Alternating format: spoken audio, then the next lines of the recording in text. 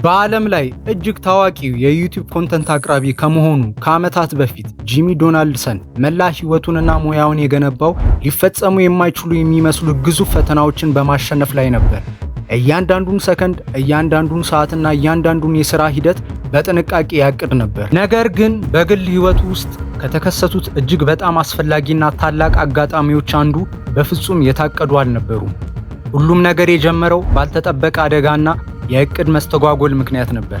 እናም መጨረሻው ከጊዜ በኋላ የህይወት አጋርና ሚስቱ ከሆነችው ሴት ጋር በመገናኘት ይጠናቀቃል። እሺ ቤተሰብ፣ በመጀመሪያ ይህን ቪዲዮ ላይክ በማድረግ እንዲሁም ሳብስክራይብ በማድረግ ለሌሎችም እንዲደርስ አግዙኝ። በዓለም ላይ ትልቁን የዲጂታል ግዛት የሚመራው የዚህ ወጣት ህይወት ባልተጠበቀ አንድ አጋጣሚ ሙሉ በሙሉ ሊቀየር የቻለው እንዴት ነው? ይሄ ታሪክ ከመጀመሩ በፊት ጂሚ ዶናልድሰን ህይወቱን እንዴት ይመራ እንደነበር መመልከት ያስፈልገናል። ለብዙ ዓመታት የጂሚ ህይወት በአንድ ነገር ላይ ብቻ የተገደበ ነበር።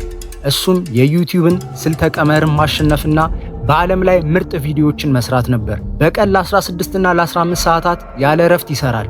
ከጓደኞቹ ጋር የሚያደርጋቸው ውይይቶች በሙሉ ስለ ቪዲዮ እይታዎች፣ ተምብኔል እንዴት መሰራት እንዳለበትና የታሪክ መዋቅር ላይ ያተኮረ ነበር። በእርሱ ዓለም ውስጥ ለግል ህይወት፣ ለመዝናናት ወይም ለፍቅር ግንኙነቶች የሚሆን ምንም አይነት ትርፍ ጊዜ አልነበረውም። እሱ የራሱን ደስታና የግል ህይወቱን መስዋዕት በማድረግ የቪዲዮ ግዛቱን ለመገንባት ወስኖ ነበር። ጂሚ በሰጣቸው በርካታ ቃለመጠይቆች ላይ እንደተናገረው በወቅቱ ከእርሱ ስራ መብዛት ጋር የሚመጣጠን ወይም እርሱን ልትረዳ የምትችል አጋር ማግኘት ፈጽሞ የማይቻል እንደሆነ ያምን ነበር። በመሆኑም መላ ህይወቱ በሰሜን አሜሪካ ካሮሊና በሚገኘው ግዙፍ ስቱዲዮ በቪዲዮ የቀረጻ ቦታዎችና በቪዲዮ ኤዲቲንግ ክፍሎች መካከል ብቻ የታጠረ ይሆናል። ለሌላ ምንም ነገር ቦታ አልነበረውም። ነገር ግን አንድ ያልተጠበቀ ክስተት ሁሉንም ነገር ይለውጣል። ጂሚ በሰጣቸው መረጃዎች መሰረት በወቅቱ የቡድኑ አባላት በዩቲዩብ ታሪክ ውስጥ እጅግ ከባድና ከፍተኛ ወጪ የሚጠይቅ ቪዲዮ ለመቅረጽ ያቅዱ ነበር። እቅዳቸው ወደ አንታርክቲካ አህጉር በመጓዝ ለቀናት የሚቆይ የበረዶ ውስጥ ቻሌንጅ ማዘጋጀት ነበር። ለዚህም ጉዞ በሚሊዮኖች የሚቆጠሩ ዶላሮች ወጥተው ነበር። የቴክኒክ ዕቃዎች ተዘጋጅተው ነበር። እንዲሁም አውሮፕላኖችንም ተከራይተው ነበር። ነገር ግን ከሳውዝ አፍሪካ ወደ አንታርክቲካ ለመብረር ጥቂት ጊዜ ሲቀራቸው ያልተጠበቀ ነገር ይከሰታል።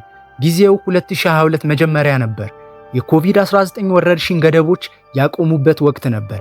በጉዞው ላይም የሚሳተፉ ዋና የቡድን አባላት በድንገት በኮቪድ-19 ወረርሽኝ ይታመማሉ። በተጨማሪም በዚያ አካባቢ የነበረው የአየር ሁኔታ እጅግ አደገኛ ደረጃ ላይ ደርሶ ነበር። ወራት ሲደክሙበት የነበረው ግዙፉ የአንታርክቲካ ፕሮጀክት በድንገት እንዲሰረዝ ተደረገ። ይሄ አደጋ ለጂሚና ለቡድኑ ታላቅ የብስጭትና የድብርትን ስሜት ይፈጥራል።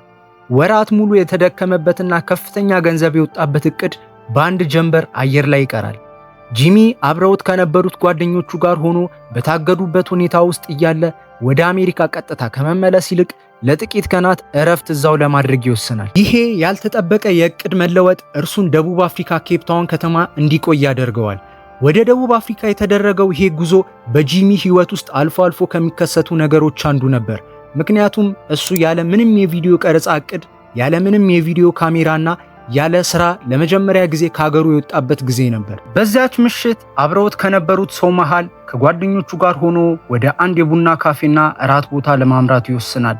በዛችሁ ምሽት በዛችሁ ከተማና በዛችሁ አነስተኛ ቦታ ላይ የጂሚን ህይወት ለዘላለም የሚቀይረው ታላቅ ስብሰባ ሊፈጸም ጥቂት ደቂቃዎች ብቻ ቀርተውት ነበር። በዛች ምሽት ጂሚ ያገኛት ወጣት ቲያ ቦይሰን ትባላለች።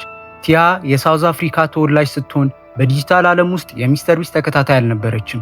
እሷ ትኩረቷ በሳይኮሎጂና በነርቭ ሳይንስ ወይንም ኒውሮ ሳይንስ በምንለው ትምህርቷ ላይ ነበር። So many times it's sort of like a movie because I'm not the type of person to go out clubbing. I'm always in my room working. And Jimmy, clearly, yeah, clearly. we're trying to work on it. Jimmy, or Mr. Beast as they know him, he is working as well. He doesn't go out clubbing. So how did people like us meet? He was going to film in Antarctica and do one of his biggest videos yet. And the only way to access Antarctica is through Chile or Cape Town. So he flew down to Cape Town and everybody got COVID in Antarctica and he was stuck here and the video was cancelled. በተጨማሪም የልብ ወለድ መጽሐፍት ደራሲና የቪዲዮ ጌሞች አቅራቢም ነበረች። ቲያም ከጓደኛዋ ጋር ሆና በዚያ ቦታ የተገኘች ሲሆን ጂሚ አብረውት ከነበሩት ጓደኞቹ ካሴና ሎጋን ፖል ጋር ተቀምጦ ነበር። ካሴ የሚባለው ጓደኛውም ሁለቱን ለማስተዋወቅ እድል ይፈጥራል። ጂሚ ከቲያ ጋር መነጋገር በጀመረበት የመጀመሪያው ደቂቃ ላይ እሷ እርሱ የሚያንቀሳቅሰውን ግዙፍ የዩቲዩብ ግዛት ወይም ዓለም አቀፍ ዝና በዝርዝር አታውቅም ነበር። እሷ እርሱን ያየችው እንደ አንድ ተራ አሜሪካዊ ወጣት አድርጋ ነበር። ጂሚ በበኩሉ ሰዎችን ለማመንና ወደ ህይወቱ ለማስገባት እጅግ የሚጠነቀቅ ሰው እንደመሆኑ መጠን በዛች ምሽት ለቲያ በርካታ ጥልቅ የሆኑ የምርመራ ጥያቄዎችን ማንሳት ይጀምራል። ስለ ልቦና፣ ስለ ህይወት፣ ስለ ዓላማ፣ ስለ መጻሕፍትና ስለ ግል ፍላጎቶቿ ለሰዓታት ይወያያሉ። ጂሚ ከጊዜ በኋላ እንደተናገረው የቲያ ከፍተኛ አእምሮአዊ ብቃት፣ ዕውቀትና ተፈጥሯዊ ስብዕና በመጀመሪያው ቀን ነበር የሳበው። ከተወሰኑ ቀናት በኋላ ጂሚ ወደ አሜሪካ መመለስ ነበረበት። ነገር ግን በመካከላቸው የተፈጠረው ጥልቅ ግንኙነት በዚያ አላበቃም። በሰሜን አሜሪካ ካሮሊና እና በደቡብ አፍሪካ መካከል ያለው የርቀት ልዩነት እጅግ ግዙፍ ቢሆንም ሁለቱም በቀን ለሰዓታት በቪዲዮ ጥሪና በመልእክቶች ይገናኙ ነበር። ጂሚ ቲያን ይበልጥ ለማወቅ ሲል እሷ የጻፈቻቸውን መጽሐፍት ያነብ ነበር። የእሷን አስተሳሰብ ያጠና ነበር። ቲያም በበኩሏ የጂሚን እውነተኛ ማንነት ከካሜራ በስተጀርባ ያለውን ደግነትና ህልም ይበልጥ እየተረዳች መጣች። ብዙም ሳይቆይ ቲያ ወደ አሜሪካ በመጓዝ የጂሚን ስቱዲዮና የሥራ አካባቢ ጎበኘች። የጂሚ የሥራ ባልደረቦችና የቅርብ ጓደኞች ቲያ ለጂሚ ሕይወት ያመጣችውን ሰላምና ሚዛን በፍጥነት አስተዋሉ።